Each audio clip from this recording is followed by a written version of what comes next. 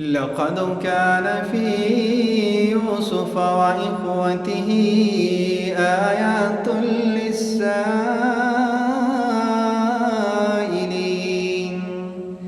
إذ قالوا ليوسف وأخوه أحب إلى أبينا منا ونحن عصبة إن أبانا لفي ضلال مبين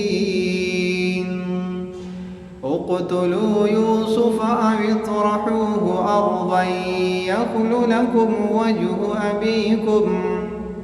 وجه أبيكم وتكونوا من بعده قوما صالحين. قال قائل منهم لا تقتلوا يوسف وألقوه في غيابة الجب يلتقطه بعض السيارة إن كنتم فاعلين. قال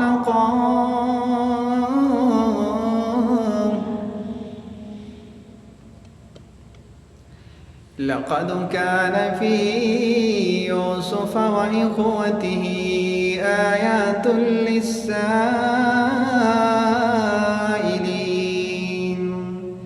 إذ قالوا ليوسف وأخوه أحب إلى أبينا منا ونحن عصبة إن أبانا لفي ضلال مبين اقتلوا يوسف أو اطرحوه أرضا يخل لكم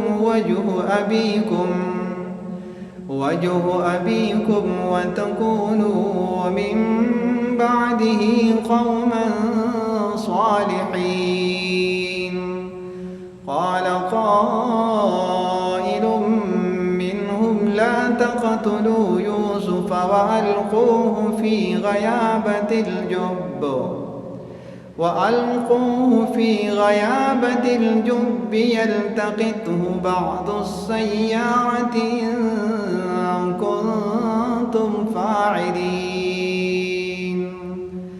قالوا يا أبانا ما لك لا تأمنا على يوسف وإنا له لناصحون أرسلوا معنا غدا يرتع ويلعب وإنا له لحافظون.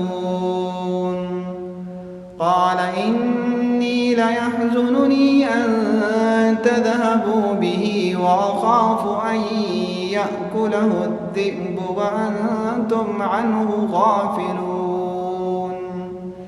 قالوا لئن أكله الذئب ونحن عصبة إنا إذا لخاسرون.